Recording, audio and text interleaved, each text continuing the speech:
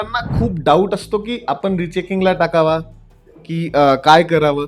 Sir त्या गोष्टीला मुलांना थोडं गाईड करा की रिचेकिंगला टाकत असताना काय आपण स्टेप्स केल्या पाहिजे किंवा कोणी रिचेकिंगला टाकावा. रिचेकिंगला कोणी टाकायचं ज्याला खात्री आहे, म्हणजे मी पेपर लिहिलेला आहे बरोबर, बरोबर. अशा मुलांनी रिचेकिंगला टाकावं. कारण काय, रिचेकिंग मध्ये कधी कधी मुलांचे मार्क वाढतात सुद्धा. पुस्तक असं आहे त्यात ऍडिशन करायला काहीच राहत नाही. हा, इतकं Okay. चांगलं पुस्तक. बरोबर. मी मुलांना तेच पुस्तक रेफर करायला सांगतो आणि ते बरोबर. पुस्तक खूप चांगलं आहे. बरोबर. त्यांचे कन्सेप्ट, त्यांची लिहिण्याची पद्धत, एखाद्या नॉर्मल खेड्यातल्या मुलांना जरी ते पुस्तक वाचलं ना, बरोबर. त्यातली भाषा समजण्यासारखी आहे आणि एक्झाम्पल पण त्यांनी अशा प्रकारे केलेले आहेत एक्झाम.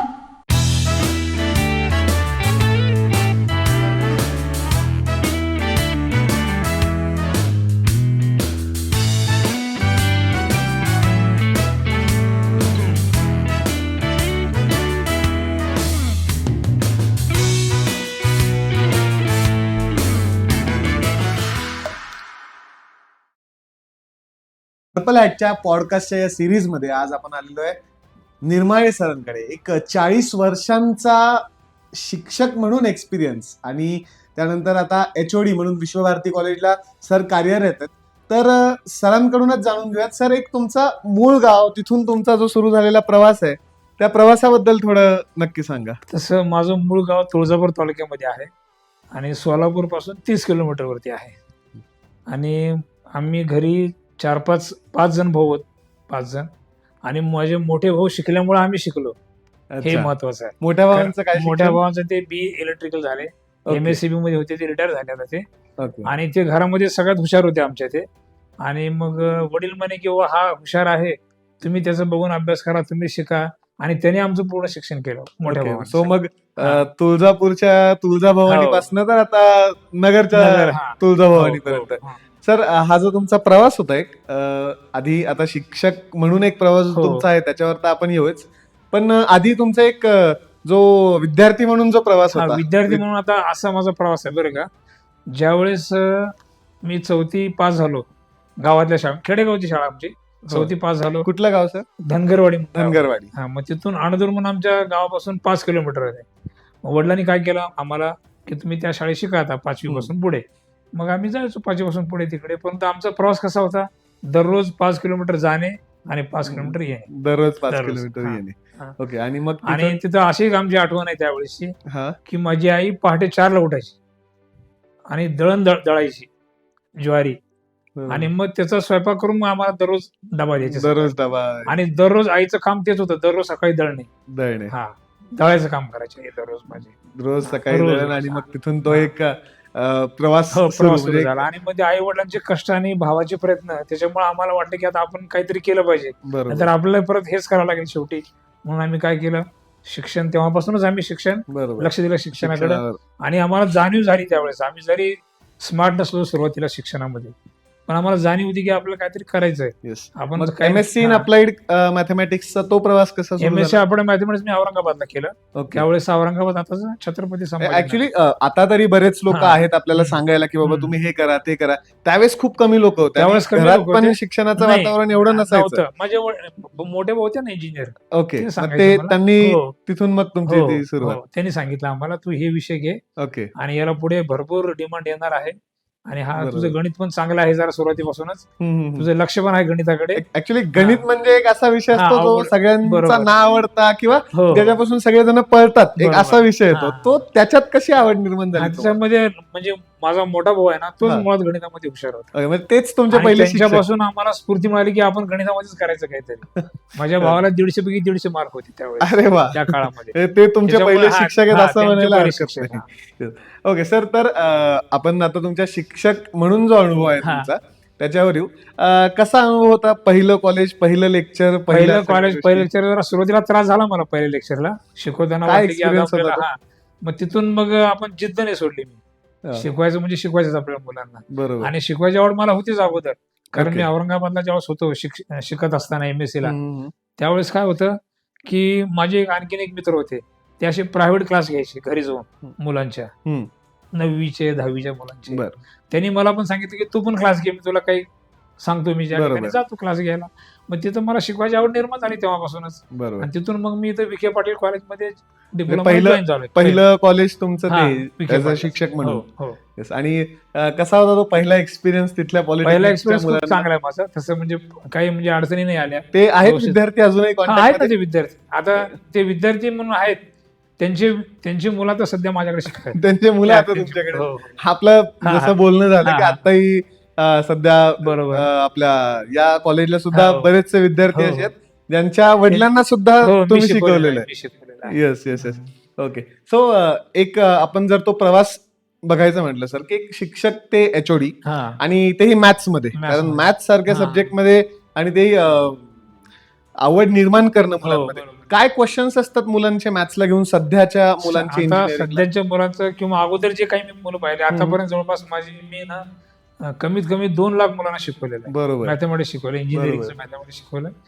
आणि मुलांचं कसं आहे, मुलांना आवड निर्माण करणं खूप महत्वाचं आहे. बरोबर. जर समजा मुलांना आवडत नसेल विषय हा, हम्म. पण त्यांना अशा प्रकारे मी शिकवलं की त्या मुलांना आवड निर्माण झाली. बरोबर, कारण M1 आणि हा. M2 म्हटलं की पोरं पळतात. पळतात, नकोच म्हणतात. येस. तरी पण आता एक माझ्या ओळखीचे पेरेंट होते, त्यांचा मुलगा अभ्यास करत नव्हता, पण त्याला मला दररोज आणून सोडायचे माझ्याकडे घरी. अच्छा. मी त्याला शिकवलं व्यवस्थित पहिल्यापासून. बरोबर. आता तो सध्या मुलगा अमेरिकेमध्ये आहे. अरे वा, हा. नाईस. असे बरेच माझे विद्यार्थी आहेत, बरेच. ते युएस मध्ये आहेत सध्या. येस. हा. आणि त्यांना म्हणजे नगरमध्ये आले किंवा पुण्यामध्ये आले, मला आवर्जून फोन करतात, कधी पुण्यावरून सुद्धा फोन करतात आणि आल्यानंतर मला येऊन भेटतात नक्कीच. नगरमध्ये. सर एक आता जे मुलं फर्स्ट इयरला आहेत किंवा सेकंड इयरला आहेत, हा. आपण फर्स्ट इयरवर जरा जास्त भर देऊ, हो. कारण तुम्ही एचओडी म्हणून पण हो. फर्स्ट इयरच्या मुलांना शिकवता आणि हा. त्यांचं सगळं कार्यकाळ तुम्ही जो सांभाळता कार्यभार सगळा. काय प्रॉब्लेम्स येतात मुलांना मुलांना प्रॉब्लेम अशा आहे, M1 M2 मध्ये का मुलांना फार अडचणी येत नाही, कारण आता मी त्यांना शिकवतच आहे. आणि जरी त्यांना अडचणी होत्या मुलांना सुरुवातीला, पण त्यांना मी अशा प्रकारे सांगतो मुलांना, मराठीमध्ये शिकवतो, इंग्लिशमध्ये शिकवतो, त्यांना जी भाषा जमते त्या भाषेमध्ये मी त्यांना शिकवतो. त्याच्यामुळे काय झालं, त्यांना गणिताची आवड निर्माण झाली. आणि बरोबर. मुलांना मी हे सांगितलं, तुमचा 12वीचा बेस इथं महत्वाचा नाहीये, बरोबर. तुम्ही जेवढं आवडीनं कराल इथे, मी सगळं तुम्हाला सांगेन म्हटलं ते मुलांना सांगतो म्हणजे सध्या. बरोबर. आणि त्या मुलांना इंटरेस्ट निर्माण झाला. त्याला म्हणते मी 12 मध्ये तुला जरी कमी जरी मार्क असले तरी सध्या ती मुलं चांगल्या प्रकारे करतायत. सो फर्स्ट इयरला हा. असताना 3 अशा कुठल्याही गोष्टी सर ज्याच्यावर जास्त फोकस केलं पाहिजे मुलांनी? फर्स्ट इयरला म्हणजे जे पाठीमागचे क्वेश्चन पेपर आहेत, एक 5-6 वर्षाचे, तेवढे क्वेश्चन पेपर जरी मुलांनी केलं, त्याला बाकीचा अभ्यास करायची गरज पडत नाही. आणि आता पर्टिक्युलर सब्जेक्टचा विचार जर म्हटलं तर काही M1 मध्ये काही इंजिनिअरिंग मॅथ्स 1 मध्ये किंवा 2 मध्ये काही थोडेफार डिफिकल्ट आर्टिकल्स आहेत, बरोबर. पण ते जर थोडे कमी केले समजा विद्यापीठांना, तर मुलांना आणखीन आवड निर्माण होईल. बरोबर. हा. आणि त्यातलं म्हणजे जे मल्टिपल इंटिग्रल आहे M2 मधला शेवटचा, डबल इंटिग्रल, ट्रिपल इंटिग्रल, त्याचे ऍप्लिकेशन, बरोबर. ते आजकालची मुलं करत नाहीत. हा. ते आर्टिकल ठेवून सुद्धा काय फायदा नाहीये. आणि मी पण मुलांना सांगत असतो, तुम्हाला जेवढं जमेल तेवढं करा, जेवढं जमेल नंतर नका करू. आणि परंतु एक्झामला जे विचारतं, आता डिफरन्शियल इक्वेशन आहे, डिफरन्शियल इक्वेशन जे ऍप्लिकेशन आहेत, त्या ऍप्लिकेशन मध्ये 2-3 ऍप्लिकेशन असे आहेत ते मुलं आरामात वाचून सुद्धा करू शकतात. बरोबर. ते मी मुलांना सांगत असतो, तुम्ही तेवढे ऍप्लिकेशन करा. ओके. सो एक जसं आपण म्हणतो की एक्झाम जवळ आल्यावर आपण एक्झाम पॉइंट ऑफ व्ह्यूनेच फक्त स्टडी करतो. सो एक हायर स्कोरिंग साठी कसा स्टडी असायला? हायर स्कोरिंग साठी निदान 70% to 80% मुलांनी प्रिपरेशन करावं. आता जी मुलं हुशार आहेत, त्यांना जमतं, त्यांच्यासाठी मी सगळं सांगत असतो बऱ्यापैकी. पण जी मुलं नॉर्मल आहेत, ॲव्हरेज मुलं आहेत, त्यांना मात्र मी फक्त एक्झामिनेशन पॉइंट ऑफ व्ह्यू सांगतो आणि ते शिकवतो, मी बाकीचं शिकवत नाही. ओके. त्याच्यामुळे काय होतं, मुलांना आवड निर्माण होते सब्जेक्ट. जे मुलं आता सध्या आपल्याकडे नाही आहेत शिकायला हा. किंवा दुसरीकडे कुठे शिकत असतील, त्यांनी अशा कुठल्या टेक्स्टबुक्स रेफर केल्या पाहिजे किंवा कुठले असे महत्वाचे थेरम्स आहेत किंवा गोष्टी आहेत ज्या फर्स्ट इयरला त्यांना जास्त इम्पॉर्टंट आहेत? आता कसं आहे माहितीये का, फर्स्ट इयरला जर म्हटलं तर मॅट्रासेस एकदम थोडं करण्यासारखं आहे. बरोबर. आणि मॅट्रासेस जवळपास 30 मार्कासाठी आहे. बरोबर. म्हणजे पासिंगला फार सोपं आहे मॅट्रिक्स. पासिंगला फार सोपं आहे. त्याच्यानंतर फॉरियर सिरीज वगैरे हा पार्ट जो आहे तो पण सोपाच आहे. आपण मागे पर्पल लाईट वर आपण बस. कॅल्सिट्रिक्स वगैरे हा, करून एक सेमिनार पण घेतला होता की त्याचा मुलांना खूप फायदा झाला मॅट्रिक्स आणि सेमिनारचा. मॅट्रिक्सचे क्वेश्चन्स मॅट्रिक्ससाठी. कसे आपण Even मी कॅल्सी यूज करूनच हो. सॉल्व्ह करू शकतो. मुलांना मी आवर्जून सांगितलं, पर्पल हॅटने जे तुम्हाला ट्रिक सांगितलेले Yes, आहेत yes. मॅट्रिक्स साठी, बरोबर. How to multiply the 2 matrices, बरोबर. अगदी पटापट केलं हा, मुलांना. आणि एकदम हा, सोप्या हो, ट्रिक एकदम. त्या आपल्या तेव्हा हे होत्या आपण. Yes. आणि इव्हन मुलांना मी हे सांगत असतो की पार्शियल डिफरन्शियल जे आहे मुलांना हम्म, ते सांगत असतो की तुम्ही जास्त करू नका. हम्म, त्यातला जो मेन पार्ट आहे तो मुलांना जे समजेल असं हम्म, 80% मुलांना जे पार्ट समजतो बरोबर. पार्शियलचा तेवढाच पार्ट मी मुलांना शिकवतो. आणि ते त्यातले जे एक्झाम्पल आहेत हम्म, जे एक्झामला विचारतात तेवढे मुलांकडून मी होमवर्क, असाइनमेंट, ट्युटोरियल या माध्यमातून मी करून घेत असतो. बरोबर. ओके, सो फर्स्ट इयर पर्यंत हा सर आपला जो मार्क्स वगैरेचा ओरिएंटेड हो. म्हणजे मार्क्स ओरिएंटेड हो. स्टडी जो आहे हो फर्स्ट इयर पर्यंत आपण करतो. पण आता जे आपले थर्ड इयरला मुलं असतील, हा. फायनल इयरला मुलं असतील, ज्यांना आता एक इंडस्ट्रीत एक तर जॉब करायचा आहे हो. इंडस्ट्रीमध्ये, नाही तर मग समजा त्यांना हायर स्टडीज साठी कुठे बाहेर जायचंय, त्यांचा अप्रोच कसा असला पाहिजे मॅथ्सला घेऊन? त्यांचा अप्रोच बरं का, ज्यांना खरंच हायर स्टडी करायची इंजिनिअरिंग मध्ये हम्म, त्यांना मॅथ्स हे आलंच पाहिजे. बरोबर. त्यांनी आता समजा आम्ही M1 M2 मध्ये मोजकं शिकवलं असं गृहीत धरा हम्म. की एक्झाम पॉईंट ऑफ व्ह्यू शिकवलं. बरोबर. मुलांनी आता जरा म्हणजे सेकंड इयरला गेला किंवा थर्ड इयरला गेला किंवा फोर्थ इयरला गेला हम्म. तर त्यांनी जरा मागचं परत एकदा बघावं M1 M2 त्याचं बरोबर. प्रिपरेशन करावं. त्याचंही आणि त्याचा preparation. फायदा असा होईल त्याला गेटला पण मुलांना फायदा होतो त्या गोष्टीचा. बरोबर. आणि जो मुलगा गेटचं मॅथ्स व्यवस्थित करतो त्याला पुढे जाऊन कुठे जरी गेला शिकायला इंजिनिअरिंग बरोबर. मॅथमॅटिक्स किंवा आणखीन कुठं त्याला कुठेही. त्याचा भरपूर फायदा होणार. बरोबर. इंजिनिअरिंग आपण करत असताना जसं आपण म्हणतो की मॅथ्स मध्ये जर एखाद्याला हायर स्टडीज करायची असेल हा तर त्याच्यासाठी इंजिनिअरिंग बेस्ट असेल का बीएससी बेस्ट? बीएससी चांगलं आहे. बीएससी. मग BSc. त्याचा तो एक कसं त्यांनी हे करावं? तर बीएससी मध्ये जेवढे काही मॅथ्सचे सब्जेक्ट आहेत हम्म. तेवढे सगळे सब्जेक्ट त्यांनी व्यवस्थित करावं. त्याच्यानंतर MSc करावं. MSc केल्यानंतर त्याला भरपूर स्कोप आहे. कुठेही बरोबर. त्याला इंडस्ट्रीमध्ये आता MSc इंडस्ट्रियल मॅथमॅटिक्स म्हणून हा विषय विद्यापीठामध्ये आहे आपल्या पुणे विद्यापीठामध्ये. बरोबर. आणि तिथं जर त्यांनी केलं त्याला इमिजिएट जॉब मिळू शकतो. बरोबर. MSc मॅथ्सला आता काय झालेलं आहे BE जरी केला मुलगा किंवा ME जरी केलं मुलांना तर हम्म. लवकर जॉब मिळत नाही. बरोबर. परंतु समजा सुरुवातीपासूनच मुलांना म्हणजे BSc केलं MSc केलं हम्म. तर त्याला लवकर जॉब मिळू शकतो ह्या पोझिशनला बरोबर. सध्याच्या. येस. हा. सो सर एक जो आपला 40 वर्षांचा जो तुमचा एक हा टीचिंगचा एक्सपिरियन्स हा. आहे त्या 40 वर्षांमध्ये ऑब्व्हियसली घरच्यांची पण खूप मोठी साथ लागते. हो, त्याशिवाय घरच्यांनी भरपूर, हा. माणूस नाहीच पुढे हे करू शकत. हा. सो घरी एक कोण कोण असतं, कशी त्यांची माझ्या- पण साथ तुम्हाला लाभते? माझी मिसेस ओके. ती भरपूर म्हणजे तिनं सपोर्ट केला मला पहिल्यापासून. येस. आणि इव्हन माझे मुलं आहेत, माझा मुलगा आणि मुलगी. माझी मुलगी सध्या US मध्ये आहे. ती IT मधूनच तिने इंजिनिअरिंग केलेलं आहे. ओके. आणि माझे जावई पण IT मध्येच आहेत.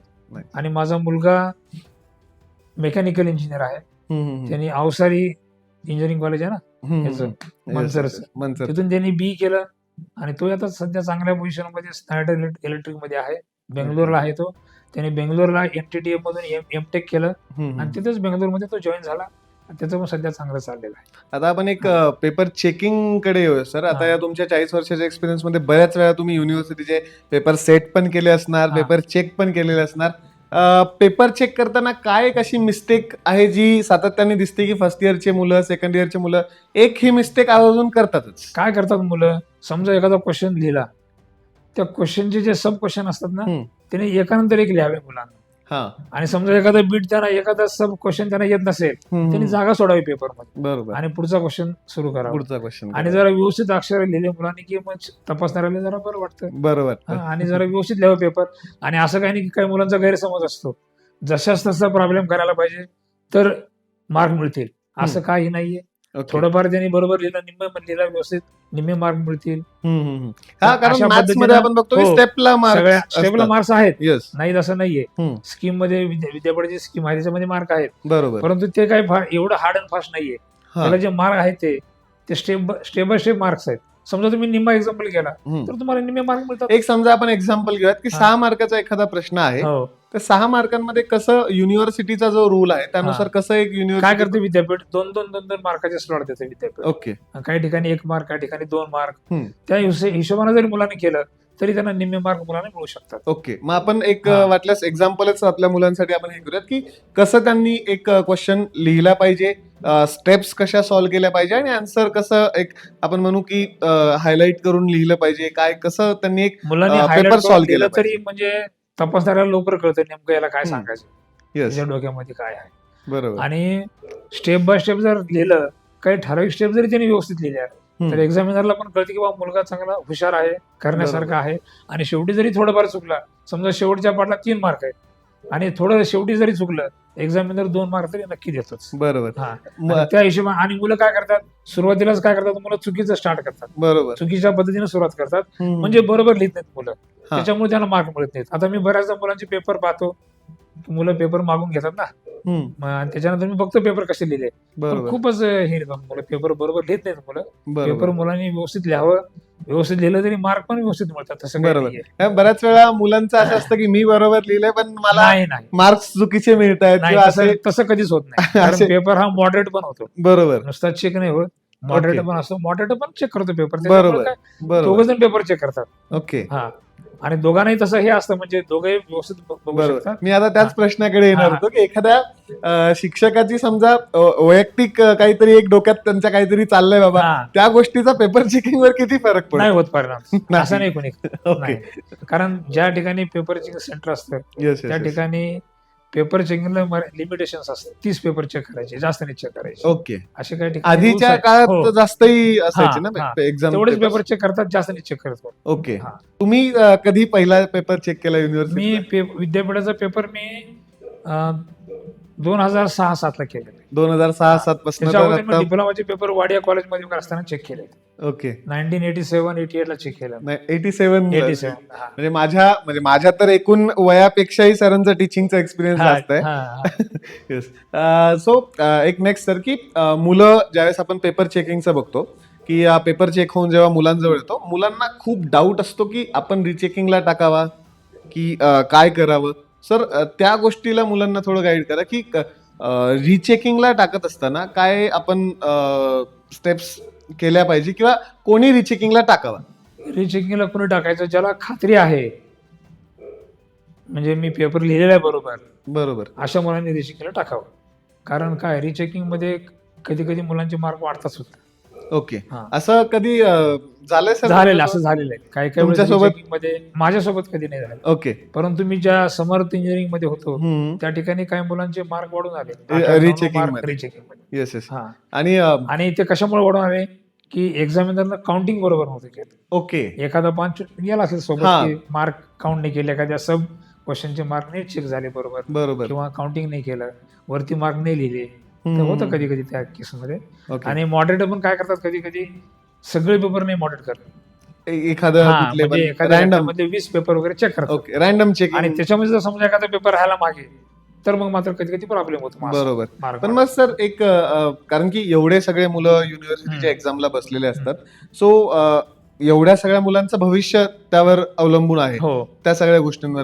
अजून काहीतरी असे स्टेप्स त्यात असावेत असं तुम्हाला नाही वाटत नाही. की अजून थोडं काहीतरी काय म्हणता येईल त्याला, सिस्टम त्यात असायला हवं? नाही, सिस्टीम एकदम व्यवस्थित आहे, ओके. प्रॉब्लेम नाही, काही प्रॉब्लेम नाही. मॉडरेशन वगैरे पेपर चेकिंग वगैरे खूप चांगलं आहे. आणि मग हे डिसाइड कोण करतं? युनिव्हर्सिटी युनिव्हर्सिटी करते, की कॉलेजेस? नाही युनिव्हर्सिटी ऑटोनॉमस कॉलेजेस मध्ये स्वतः होत असेल. नाही, तिकडे त्यांचं वेगळं असतं, त्यांचं एक पॅटर्न वेगळं आणि इकडे ऑटोनॉमस आहे, बरोबर. त्यांची पेपर सेटिंग तेच करतात, आणि पेपर तिकडे पण पेपर चांगल्या प्रकारे चेक करतात, असं काही. ओके. हा. किती फरक पडतो सर एक ऑटोनॉमस कॉलेजचा आणि नॉर्मल कॉलेज? ऑटोनॉमस कॉलेजचा आणि आपल्या विद्यापीठाच्या कॉलेजचा बराच फरक पडतो. ऑटोनॉमस मध्ये काय करतात, म्हणजे माझा अनुभव आहे, जे शिकवतात टीचर आहेत बरोबर, ते पेपर नाही काढत, परंतु जे शिकवलं ना त्याच्यावरतीच पेपर येतो. त्याच्यावरच हा, पेपर म्हणजे येतो. समजा एखाद्या मुलानं टीचरने शिकवलं, जर अभ्यास केला व्यवस्थित, बरोबर, तर त्याला आउट आउट ऑफ मार्क्स सुद्धा त्याला तिथे मिळू हा. शकतात.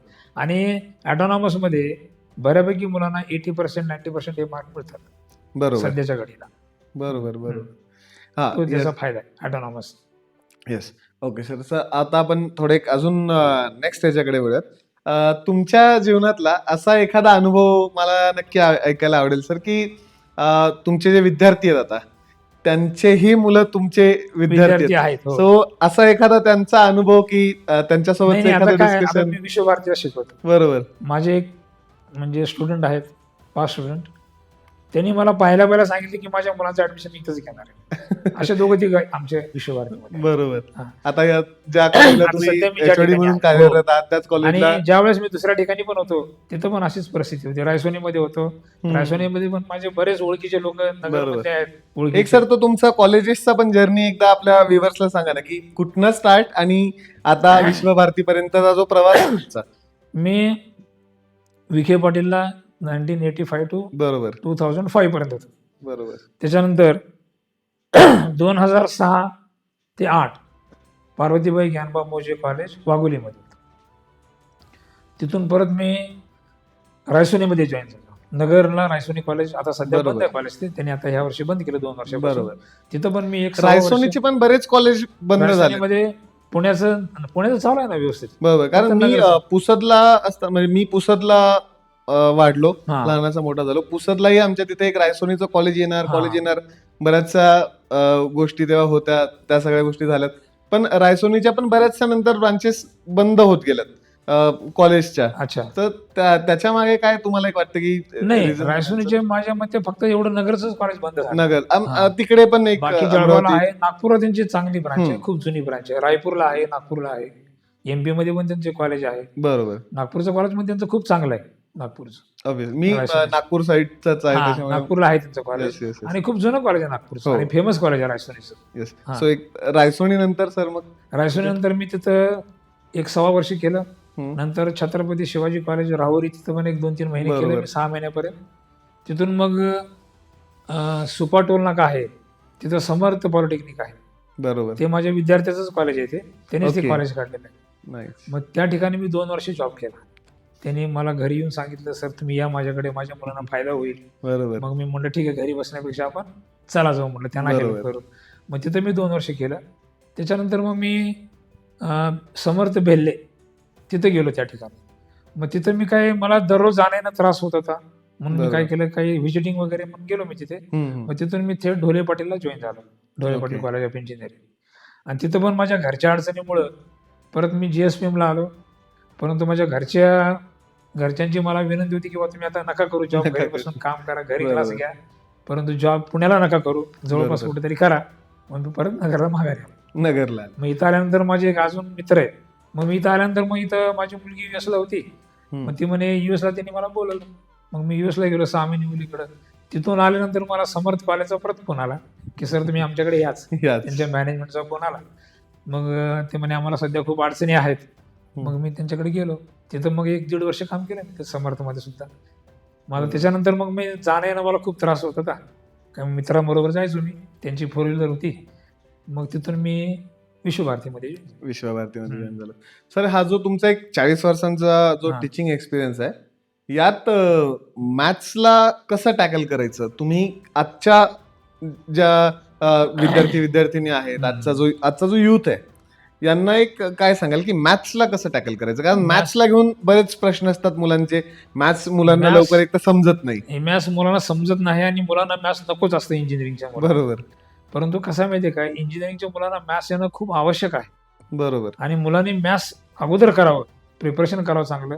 आणि जरी नाही केलं, सध्या तरी आता अशा प्रकारे मॅथ्स आहे की ते मुलं घरी बसून पण अभ्यास करू शकतात. जर त्यांनी मनात आणलं मुलांना मला करायचा हा विषय, बरोबर तर त्याला आम्ही सांगू शकतो काय काय करायचं, नेमकं कसं करायचं. आणि बरोबर. मॅथ्स आता फक्त 2च आहेत, M1 आणि M2. M1 आणि फक्त मेकॅनिकल आणि सिव्हिलला तुमच्या M3 वेळी तर आहे. M3 पण होता, M3 होता. M3 पण होता. आणि ज्यावेळेस मी डिप्लोमाला शिकवायचो त्यावेळेस बरोबर. M4 पण होता. M4 पण M4 होता. हा. M4 मध्ये बरेच मग बॅकलॉग लागत असतील हा, ना? खूप लागायचे. M3लाच लागायची मुलांना बॅकलॉग, M4 ला पण लागायची. मग विद्यापीठाने M4 काढून टाकला. Yes. खूप मुलांचं म्हणजे ऍडमिशन कॅन्सल व्हायचं मुलांचं, बरोबर. त्याच्यामुळे ते काढून टाकलं. ओके, सो एखादा आपण असं एक एक्झाम्पल पकडूयात की खूप बेसिक एखादा हा. मुलगा आहे, एक गावाकडे खेड्याकडचं शिक्षण करून तो समजा एक शहरात आला, पहिल्यांदा त्याचा M1 सोबत संबंध आलाय इंजिनिअरिंगला आल्यानंतर, माझं मत असं त्यांनी बरं का, कशी सुरुवात त्यांनी करायची? अशी सुरुवात करावी. त्यांनी सुरुवात करण्या अगोदर त्याला शिक्षकाने व्यवस्थित सुरुवात करून द्यावी. बरोबर म्हणजे त्यांना सांगायचं मुलांना किंवा तू घाबरू नको विषयाला, हा विषय बरोबर. अवघड नाहीये. आणि अशा प्रकारे शिकवलं पाहिजे मुलांना. मी नाही का म्हटलं अगोदर, 12वीचा बेस काय तेवढा फार महत्वाचा नाहीये. बरोबर. इथून जरी त्यानं मनात आणलं मुलांना, हम्म. तर मुलगा इथून सुद्धा M1 M2 वगैरे व्यवस्थित करू शकतो. फक्त त्याच्यामध्ये कॉन्फिडन्स बिल्ड करणं फार महत्वाचं आहे. बरोबर. हे तेच शिक्षकाचं काम शिक्षकांनी केलं पाहिजे. शिक्षकांनी केलं पाहिजे. पण मग एक सेल्फ स्टडीकडे जेव्हा आपण बोलतो सर, हा. तर सेल्फ स्टडी करताना कसं एक त्यांनी कुठून सुरुवात सेल्फ स्टडी करावी? करताना त्यांनी फक्त क्वेश्चन एक्झाम्पल सॉल्व्ह करायचे, कारण मॅथ्स मध्ये थेरी कधी विचारत नाही. बरोबर. एक्झाम्पल सॉल्व्ह केलं की त्या मागची थेरी कळते. नुसतं जर थेरी वाचली तर एक्झाम्पल करता येत नाही, कारण थेरी लवकर मुलांना कळत नाही. बरोबर. परंतु एक्झाम्पल जर मुलांनी हातामध्ये घेतला, एक्झाम्पल सोडवला, प्रयत्न केला सोडवायचा, 2दा सोडवला, 3दा सॉल्व्ह केला, नाही जमला, टीचरला विचारायचं, टीचर बरोबर सांगतात. असं नाही जमलं तर आजकाल हो. बरेचसे आहे. टूल्स आहेत. त्याची पण गरज पडत नाही. बरोबर त्याच्या चॅट जीपीटी वगैरे आहे ना, त्याच्यावरती पण सोल्युशन मिळतं. बरोबर परंतु शिक्षकांना सांगितल्याशिवाय मुलांना कळत नाही. बरोबर गुरु चॅट विना जीपीटी ज्ञान. हा विद्या गुरुनीच द्यायला पाहिजे. बरोबर आणि आपली जी पद्धत आहे गुरुची, ती पद्धत सर्वश्रेष्ठ आहे जगामध्ये. बरोबर शिक्षकाने किती AI येऊ द्या, काही पण होऊ द्या, बरोबर चॅट जीपीटी येऊ, जेमिनी येऊ, काही पण येऊ द्या, शिक्षकांना शिकवल्याशिवाय कुठलाही विषय कळत नाही. बरोबर ते मुलांनी सोनाराने कान विश्वास ठेवला पाहिजे. टोचल्याशिवाय बस, हा, सोनाराने कान टोचल्याशिवाय हे होत नाही. बरोबर आणि शिक्षकाने शिकवल्यानंतर कळतं बरोबर. आता मी मुलांना सांगत असतो, काही आर्टिकल असे असतात. आता मी डिस्क्रीट मॅथमॅटिक्स पण शिकवतो. बरोबर त्यातले पण काही सब्जेक्ट असे आहेत, काही विषय असे आहेत, तर ते मुलांनी किती जरी वाचलं तर ते मुलांना कळत नाही. मी मुलांना सांगत असतो, तुम्ही 10 वर्ष बुक वाचा एखादं, तुम्हाला लवकर नाही कळणार. परंतु मी सांगितलं ना की तुम्हाला दुसऱ्या बरोबर. दिवशी लगेच समजून येणार बरोबर. बरोबर तुम्ही घरी करू शकाल. या पद्धतीने मी मुलांना शिकवतो आणि ते मुलांना आवडतं. आणि माझ्या कॉलेजमध्ये सुद्धा आता सेकंड इयर कम्प्युटरला मी शिकवतो डिस्क्रीट मॅथमॅटिक्स. मुलांना ते आवडतं, ते सांगतात मुलं, सर आम्हाला विषय चांगल्या प्रकारे जमतो आता, आम्हाला भीती वाटत नाही सब्जेक्टची. एक सर आपण गुरु हा. म्हणून जेव्हा आपण बोलतो की गुरु विना हो. ज्ञान आपलं हा अर्धवट असतं आपण हा, असं म्हणू. विद्या अर्धवट. जेव्हा आपण गुरूंचा विषय काढतो तुम्हाला कोण आठवतं आयुष्यात? माझ्या आयुष्यामध्ये माझे एक शिक्षक पटवारी म्हणून माझे प्राध्यापक होते मॅथमॅटिक्सचे, BSc ला शिकवायचे. ओके आणि त्यांनी आम्हाला फार ट्रेंड केलं. ओके त्यांचा आदर्श आमच्या डोळ्यासमोर. त्यावेळेस तर मारणं वगैरे पण बरंच चालायचं. भरपूर त्यांना आम्ही खूप घाबरायचो. कारण मारायचे ते- सर तेव्हा ते हा? मारायचे मारत सर? नव्हते ते, ओके फक्त डोळ्याने झापायचे आम्हाला. ओके म्हणजे असे बघितली की आम्हाला त्यांची भीती वाटायची. त्यावेळेस धाकाही हा, तेवढा हा, होता बरोबर. शिक्षकांचा. आणि ते चांगलं शिकवायचे, त्याच्यामुळे आम्हाला त्यांनी आमच्यामध्ये गोडी निर्माण केली. ओके आणि त्या बॅच आम्ही 7-8 जण मुलं आहे, आम्ही MSc मॅथ्सच केलं. ओके हा. आणि आणि आता सगळे प्राध्यापक सगळे इंजिनिअरिंग कॉलेजमध्ये प्राध्यापक आहेत. ओके सगळे हो, तिथून हो. पुढे शिक्षक हो. शिक्षक हा. किंवा मग प्राध्यापक आमचा एक यात 8-10 जणांचा ग्रुप होता.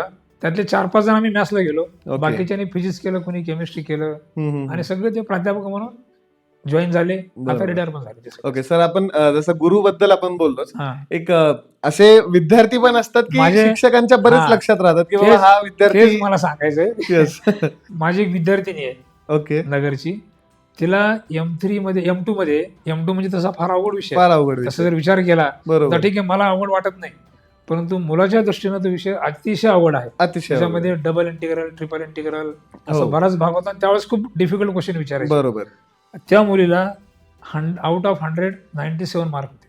बापरे. तिचा सत्कार केला कॉलेजनं आमच्या. हायएस्ट मार्क तिला मिळाले. कधीची पुणे गोष्ट ही? विद्यापीठामध्ये पण तेवढे मार्क कुणाला मिळाले नव्हते. कितव्या सालची गोष्ट ही? ती जवळपास काहीतरी 2003 वगैरे असेल. ओके 2003 तीनशे. साली. हो. हा. Nice. म्हणजे मी ह्या घरामध्ये यायच्या अगोदर एका ठिकाणी राहायचो. तिथे ती मुलगी माझ्याकडे यायची क्लासला, आणि फार हुशार मुलगी. तिला बरोबर. ती म्हणायची मला हे करून पाहिजेच. मी तिला सगळं शिकवलं. आउट ऑफ 197 हे मी जरी म्हटलं एखाद्या वेळेस कमी वेळामध्ये मला पण शक्य व्हायचं नाही, पण तिने ते बरोबर. करून दाखवलं. तिने ते शक्य हा. करून दाखवलं. हा. अजूनही आहेत अजूनही contact आहेत मध्ये? माझे विद्यार्थी. अजून एक नगरचा विद्यार्थी आहे, सारंग पाठक म्हणून माझा विद्यार्थी आहे. आणि माझे मित्र डॉक्टर मुळे म्हणून आहेत, त्यांची एक मुलगी आहे केतकी मुळे म्हणून. हम्म, हम्म, हे दोघंही तसे गणितामध्ये जरा हेच होते, परंतु ज्यावेळेस ते माझ्याकडे शिकले त्यांचं बरोबर. गणित एकदम पक्क झालं. ते दोघे सध्या US मध्ये आहेत. बरोबर. हा. सर आपण जर आता जसं आपण म्हणतो की गुरु आणि गुरु नंतर आपण जसं म्हणतो की बुक्स वगैरे, हा. बुक्स मधून पण आपण बरेचसं शिकतो. फर्स्ट इयरला असताना कुठले 3 बुक्स रेफर केले पाहिजे मुलांनी? फर्स्ट इयरला मी तर म्हणतो निराली प्रकाशनचे बुक्स वापरावेत मुलं. चांगले पुस्तक आहेत ते. ओके हां, कारण त्या पुस्तकासाठी ते जे ऑथर्स आहेत, doctor MY Gokhale, Mujumdar sir, ह्या लोकांनी भरपूर प्रयत्न करून ते पुस्तक चांगल्या प्रकारे बरोबर. पुस्तक हे केले. बरेचसे ऍडिशन्स हो. करून करून मग आता जे ते लेटेस्ट. पुस्तक असं आहे त्यात ऍडिशन करायला काहीच राहत नाही. हा, इतकं Okay. चांगलं पुस्तक. बरोबर मी मुलांना तेच पुस्तक रेफर करायला सांगतो, आणि ते बरोबर. पुस्तक खूप चांगलं आहे. बरोबर त्यांचे कन्सेप्ट, त्यांचे लिहिण्याची पद्धत, एखाद्या नॉर्मल खेड्यातल्या मुलांना जरी ते पुस्तक वाचलं ना, बरोबर त्यातली भाषा समजण्यासारखी आहे. आणि एक्झाम्पल पण त्यांनी अशा प्रकारे केलेले आहेत. एक्झाम्पल बरोबर. त्यांनी काय केलं, सगळं पुणे विद्यापीठ तर आहेच, हम्म. कर्नाटक मधले हे मला इंजिनिअरिंग कॉलेजेस म्हणा किंवा इतर ठिकाणचे इंजिनिअरिंग कॉलेज, त्यातले जे पेपर्स असतात, क्वेश्चन पेपर, ते पेपर घेऊन त्यातले एक्झाम्पल शोधले, आणि जे एक्झाम्पल पुन्हा पुन्हा एक्झाम येतात सगळीकडे, बरोबर. ते एक्झाम्पल त्यांनी सॉल्व्ह करून दिले बुक्समध्ये. सॉल्व्ह करून हा, बुक्स solve मध्ये करून सगळ्या. त्याच्यामुळं त्या पुस्तकाचा मुलांना भरपूर फायदा होतो. नक्कीच नक्कीच. आणि टीचर लोकांनी पण त्याचा फायदा भरपूर घेतलेला आहे. Yes yes yes. सो आम्ही पण पर्पल हॅटवर बरेचसे असे जे तुमचे सब्जेक्ट्स असतात, हा. काही असतात, त्याचे एकदम तुम्हाला कळेल अशा लँग्वेज मध्ये, हा. म्हणजे मराठीमध्ये आणि मिक्स लँग्वेज आपली मराठी असेल इंग्लिश असेल अशा मिक्स लँग्वेजमध्ये समजावून सांगून ते कोर्सेस आम्ही तुमच्यापर्यंत पोहोचवतो. त्यानंतर प्रिव्हियस इयर क्वेश्चन पेपर असतील, सॉल्व्ह क्वेश्चन पेपर असतील, ह्या सगळ्या गोष्टी आम्ही पर्पल हॅटवर आम्ही प्रोव्हाइड करण्याचा प्रयत्न करतो. सो ज्यांना कुणाला मॅथ्स हार्ड वाटतं ना, त्यांनी एकदा पर्पल हॅटवर जाऊन M1 आणि M2 हे दोन्ही सब्जेक्ट आहेत ते एकदा नक्की बघा आणि मग तुम्हाला स्वतःहून कळेल की मॅथ्स कसं इझी होतं ते. तर इव्हन आता अजून एक तुम्हाला Yes. सांगतो मी सध्या ज्या ठिकाणी काम करतो त्या ठिकाणच्या प्राचार्य मॅडम आहेत, नवले मॅडम म्हणून, बरोबर त्यांनी पण भरपूर साथ दिली आम्हाला, म्हणजे इथं आम्ही आल्यामुळे. बरोबर. आणि त्याच्यामुळे माझा एक कॉन्फिडन्स चांगला बऱ्यापैकी बूस्ट झाला. हम्म, आणि इव्हन माझे जे 4-5 विद्यार्थी आहेत हम्म, ते इथं प्राध्यापक आहेत, ते ओके. माझे कलिग म्हणून सध्या काम करतात. त्यांचं पण मला सहकार्य वा. मिळतं कॉलेजमध्ये ते तुमचे बऱ्यापैकी. स्टुडंट आणि माझे आज ते विद्यार्थी तुमच्या आता, सोबत काम करतात करतात. माझ्यासोबत. हा. Nice. तो पण मला म्हणजे अभिमानाची गोष्ट आहे. अभिमान खरं एका शिक्षकासाठी ती फार मोठी हो. अभिमानाची गोष्ट आहे की ज्या कॉलेजमध्ये तुम्ही आता हो. शिकवतायत तिथेच तुमचे विद्यार्थी तुमच्या सोबत कामाला आहेत. हो. Nice. आणि इव्हन आमचे जे संस्थाचालक आहेत हम्म. त्यांनी पण मला भरपूर मदत केली इथं आल्यानंतर. बरोबर. हम्म. अं, पाटणकर म्हणे, त्यांचा पाटणकर साहेब आहेत. बरोबर. सर एक संस्थेचं विजन काय असतं कॉलेजला घेऊन? कारण बऱ्याच वेळा आपण बघतो की विद्यार्थी जसे आपण असताना आपल्याला बऱ्याच वेळा वाटतं की यार हे उगाच फालतूचे रूल्स कॉलेज लावत राहतं, उगाच हे फालतूचे रेस्ट्रिक्शन्स कॉलेज करत राहतं. पण एक संस्थापक किंवा एक टीचर म्हणून तुम्ही त्या गोष्टींशी निगडीत आहात, मला त्या सगळ्या असं गोष्टींना म्हणायचंय तुम्ही आहात. तर की जरा संस्था चालक असो किंवा प्राचार्य मॅडम किंवा मॅनेजमेंट असो, हम्म, त्यांनी जरा शिक्षकांना फ्री हँड द्यावा बरोबर शिकवण्यासाठी. बरोबर आणि असं कंपल्सरी करू नये की तुम्ही हा सिलेबस आता विद्यापीठाच्या नॉर्मनुसार पूर्ण होतोच, होत बरोबर नाही असं नाहीये. मग काय होतं, सुट्ट्या वगैरे भरपूर येतात, सिलेबस लवकर होत नाही. मला एवढीच त्यांना विनंती आहे की बा तुम्ही टीचरना सांगा की एक्झामिनेशन पॉईंट ऑफ व्ह्यू तुम्ही शिकवा. शिकवा. वाटल्यास तुम्ही जो मुलगा बीईला गेला बरोबर त्याला वाटल्यास तुम्ही जरा जास्त नॉलेज द्या बीईला गेल्यानंतर मुलांना, कारण ते डिसिप्लिन वाईज जरा एज्युकेशन चांगल्या प्रकारे झालं त्याचा मुलांना फायदा होतो. बरोबर परंतु एफई जे प्रायमरी आहे, सुरुवात आहे इंजिनिअरिंगची, बरोबर तिथं जर समजा मुलगा अडकला किंवा हम्म. त्याला जर माहिती मिळाली नाही बरोबर, तर तो मुलगा त्याच्यामध्ये फ्रस्ट्रेशन येतं, Yes. तो अभ्यास करत नाही मुलगा आणि नापास होऊ शकतो कदाचित. हम्म. तर त्याच्यासाठी प्रयत्न केला पाहिजे अगोदर. शिक्षकांवर प्रेशर असतं. असतं कधी कधी असतं बरोबर. प्रेशर सिलेबस संस्था- पूर्ण करण्याचा. येस येस आता काही काही जे नवीन टीचर असतात ते घेतात प्रेशर, परंतु बाकीचे शिक्षक ज्यांना माहिती आहे ते प्रेशर नाही घेत, ते बरोबर शिकवतात की त्यांना माहिती आहे आता काय शिकवायचं, आपलं सिलेबस तर पूर्ण करायचा, सगळं शिकवत बसायचं नाही. परंतु त्याचं जे मेन आहे एक्झामला विचारतात तेवढं जरी शिकवलं तरी सिलेबस व्यवस्थित पूर्ण होतं. बरोबर. पण ते शिक्षकांना कळायला पाहिजे की काय शिकवायचं आणि काय नाही शिकवायचं ते बऱ्याच फार वेळा- महत्त्वाचं आहे. बऱ्याच वेळा विद्यार्थ्यांना पण असं वाटतं की आम्हाला हे शिकवलं जात नाही, ते शिकवलं जात नाही, किंवा मग बऱ्याच वेळा नाही, विद्यार्थ्यांनी काय करायला पाहिजे, जे शिक्षक शिकवल ना तेवढंच मुलांनी प्रिपेअर करावं, बरोबर असं माझं म्हणणं आहे. फर्स्ट इयर पर्यंत तरी एक first तो year. अप्रोच मुलांचा हा. असावा की जेवढं हा. शिक्षक शिकवतात तेवढं जरी प्रिपरेशन केलं तरी भरपूर झालं. Yes, आणि yes. मी जर सांगेन सगळ्या मुलांना, इव्हन एफई एससी टीईबी जे क्वेश्चन पेपर आहेत पाठीमागचे 2019 पॅटर्न म्हणा किंवा आता हे 24 पॅटर्न आहे, त्यातले जरी क्वेश्चन पेपर सॉल्व्ह केले मुलांनी, सगळे प्रॅक्टिस केली, तर मुलांना कमीत कमी 80% मार्क मिळतील आरामात एक्झाम, मिळतील. आरामात मिळतील. येस. काय फरक आहे सर तेव्हा तुमच्या वेळेस जे शिक्षणचं पॅटर्न आमच्या वेळेस कसं होतं, तेव्हाचं पॅटर्न हा. आणि आताच्या पॅटर्न मध्ये? तेव्हा म्हणजे माझ्या शिक्षणाच्या वेळेस बरोबर त्यावेळेस कसं होते, बुक्स अवेलेबल नव्हते बरोबर. आणि टीचर पॅटर्न जे याचं बीईचं वगैरे पॅटर्न होतं, तुम्ही त्यावेळेस जेव्हा pattern- शिकवणं स्टार्ट केलं तो जो पॅटर्न तेव्हाचं. आहे त्यावेळेस कसं होतं, त्यावेळेस बुक्स कमी होते. बरोबर आणि आता फॉर एक्झाम्पल जर म्हटलं इंजिनिअरिंग मेकॅनिक्स हा विषय, त्यावेळेस त्याचे बुक्सच अवेलेबल नव्हते. जे बरोबर. टीचर शिकवतील त्याच्यावर डिपेंड राहायचं सगळं. पण हम्म. एक्झाम मध्ये काय व्हायचं, जे टीचर शिकवतील ते एक्झाम मध्ये येत नव्हते, पेपर आवड राहायचे त्या काळामध्ये, त्याच्यामुळे खूप मुलं नापास व्हायची. आणि बरोबर. तीच परिस्थिती मॅथ्स 1 मॅथ्स 2 वगैरे अशी होती. परंतु जे आता नवीन बुक्स वगैरे आले तेव्हापासून जरा मुलांचं काम सोपं झालं. बरोबर. शिक्षकांचं आम्ही पण- प्रत्येक शिक्षकांचा जेव्हा इंटरव्ह्यू घेतो सर, आम्ही आवर्जून त्यांना हा एक प्रश्न विचारत असतो की आजचा जो युथ आहे, आजच्या युथमध्ये आपण जसं म्हणतो की त्यांना फार मोटिवेशन लागत असतं कुठलीही गोष्ट करण्यासाठी. थोडंही काही झालं की लवकर मुलं आजकाल डिमोटिवेट होतात. तर एक शिक्षक म्हणून तुमचा जो एक्सपिरियन्स आहे त्या सगळ्या गोष्टी, तुम्ही एक काय मोटिवेशन द्याल मुलांना जे फेल होतात किंवा हा. ज्यांना लाईफमध्ये असं वाटतं की आपण थोडं काही अचीव करता नाही आलं आपल्याला, अशांना ऍज अ शिक्षक म्हणून तुम्ही काय मोटिवेट कराल? मला वाटतं बरं का, मुलांनी विषय कोणताही असो, केमिस्ट्री असो, फिजिक्स असो किंवा इतर इंजिनिअरिंगचे सब्जेक्ट असो, मेकॅनिक्स असो, बरोबर. स्ट्रेंथ ऑफ मटेरियल वगैरे असो, हं. तर बऱ्यापैकी एक्झाम्पल असतात. थिअरी पण असते. मुलांनी प्रॅक्टिस करावी. जे तुम्हाला प्रिपेअर करायचं आहे एक्झाम पॉईंट ऑफ व्ह्यू, त्याची पुन्हा पुन्हा सतत प्रॅक्टिस करणं. आजकालच्या मुलांना प्रॅक्टिस ही अजिबात सवय नाही. बरोबर. प्रॅक्टिस कोणीच करत नाही. बरोबर. परंतु जर प्रॅक्टिस केली मुलांनी, दररोज 2 तास प्रॅक्टिस करायची कुठल्या तरी विषयाची, बरोबर. लिहित राहायचं, वाचायची नाही कोणती गोष्ट. वाचलं की तेवढ्यापुरतं लक्षात राहतं. 2दा वाचा, 3दा वाचा, 4दा वाचा, पुन्हा लिहायचा प्रयत्न पुन्हा करा. लिहायचा प्रयत्न करा. आणि जर लिहित राहिला मुलगा तर त्याला बऱ्यापैकी बऱ्यापैकी एक्झाम गोष्टी मध्ये लिहिता येईल. बरोबर. त्याचे 2-3 फायदे आहेत लिहिण्याचे. जर त्यांनी लिहिलं, व्यवस्थित प्रॅक्टिस केली, मुलांनी लिहून प्रॅक्टिस केली, वाचून नाही बरं का, लिहून, तर काय होतं त्याच्या डोक्यामध्ये लवकर शिरतं, बरोबर. लवकर समजतं मुलांना. एक्झाम मध्ये आठवतं लवकरात लवकर बरोबर. आणि स्पीड वाढते. दुसरी गोष्टीचं अक्षर पण चांगल्या प्रकारे सुधारतं. ह्या बरोबर. 2-3 फायदे लिहिण्याचे आहेत. त्याच्यामुळे मुलांनी कुठला पण विषय असू द्या, थेरॉटिकल विषय असू द्या, त्यांनी जे क्वेश्चन्स एक्झामला विचारतात ते अगोदर शोधून काढायचे आणि त्याची प्रॅक्टिस करायची.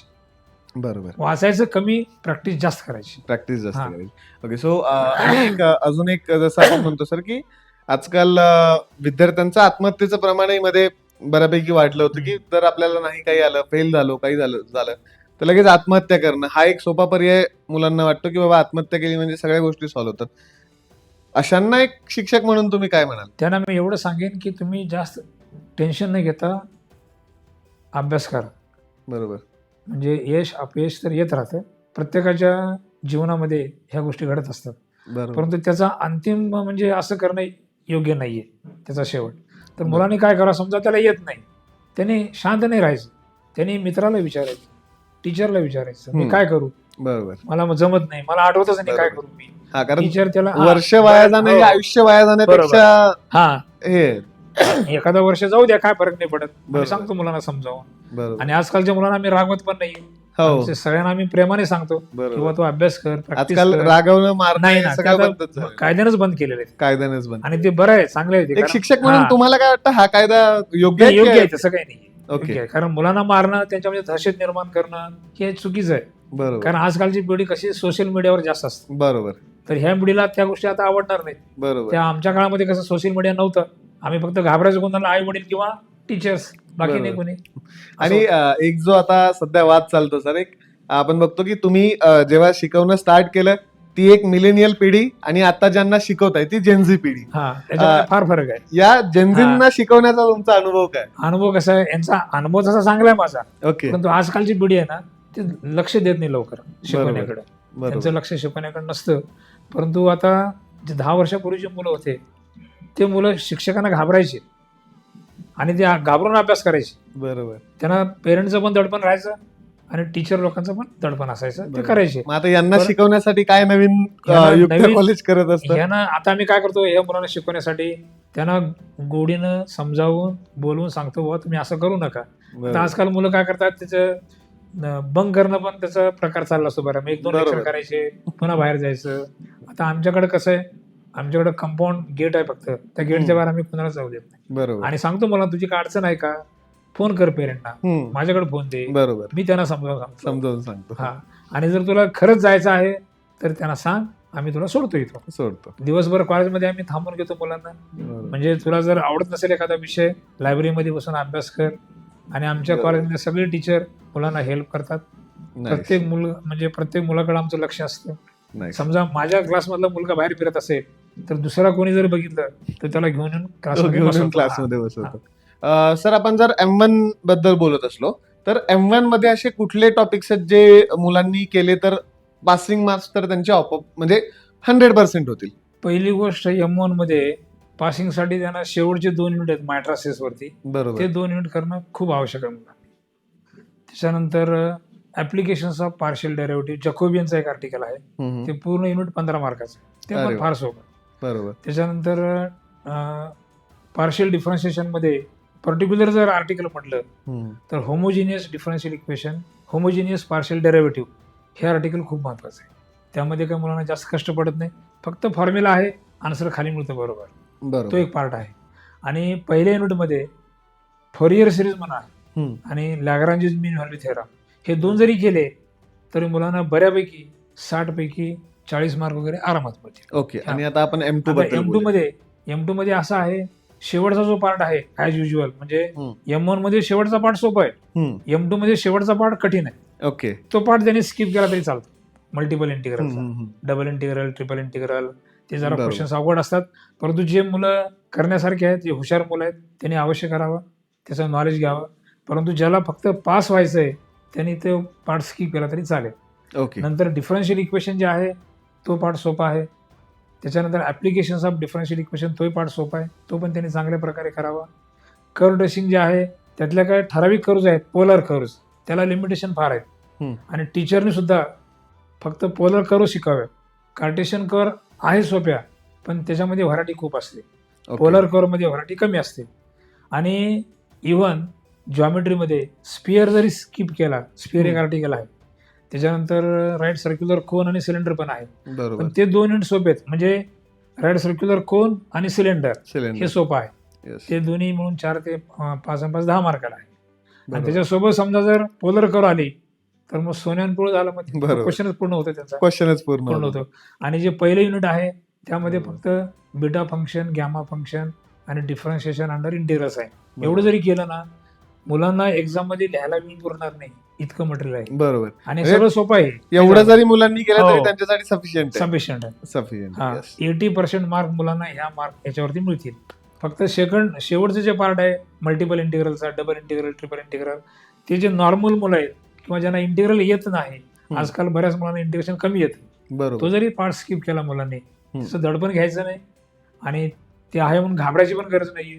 बरोबर. तेवढं सोडून द्यायचं आणि मग जेवढं लागेल तेवढंच करा. मी जेवढं सांगितलेलं आहे तेवढं जरी मुलांनी केलं तर भरपूर होतील, त्याला 80% मार्क आरामात मिळतील. बरोबर. नाईस. हम्म.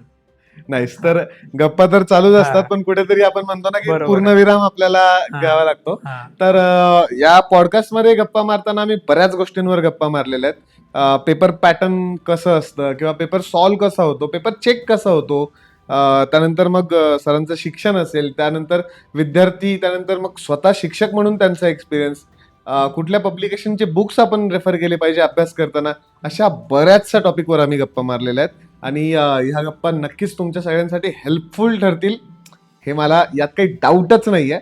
त्यामुळे जे कोणी विद्यार्थी आहेत त्यांनी हा पॉडकास्ट पूर्ण बघायचा आहे, फर्स्ट पासून तर लास्ट पर्यंत. कारण जेवढ्या विषयांवर आपल्याला फोकस करता येईल तेवढ्या विषयांवर हात घालण्याचा प्रयत्न आम्ही केलेला आहे. जनरली M1 असेल, M2 असेल, यांसारख्या सब्जेक्टला कसं टॅकल करायचं किंवा यांचा एक स्टडी कसा करायचा, सेल्फ स्टडी कसा करायचा, शिक्षकांकडून कसं समजून घ्यायचं, अशा पूर्ण विषयांवर आम्ही गप्पा मारलेल्या आहेत. सरांचा 40 वर्षाचा जो एक्सपिरियन्स आहे तो अवघ्या 40 मिनिटांमध्ये येणं फार अवघड आहे, पण आणण्याचा प्रयत्न आम्ही केलेला आहे. सो तो प्रयत्न नक्की बघा, तुम्हाला सगळ्यांना नक्की आवडणार आहे. आणि सर शेवटी रजा घेता घेता एवढंच म्हणाल की थँक्यू सो मच आम्हाला टाइम दिल्याबद्दल. कारण की मुलांसाठी हे फार युजफुल ठरणार आहे. बरोबर आहे, फायदेशीर आहे मुलांना. हा, कारण आज मुलांपर्यंत ह्या सगळ्या गोष्टी पोहोचण्याचे माध्यम बरेच आलेले आहेत आणि मुलंही कंटिन्युअस सर्च मध्ये असतात की कुठून आम्हाला काय शिकता येईल. त्यामुळे खरंच सर खूप थँक्यू. आणि पर्पल हॅट टीम आमची पूर्ण तुमचे खूप आभारी आहे. Thank you so much sir. Thank you so much. Yes.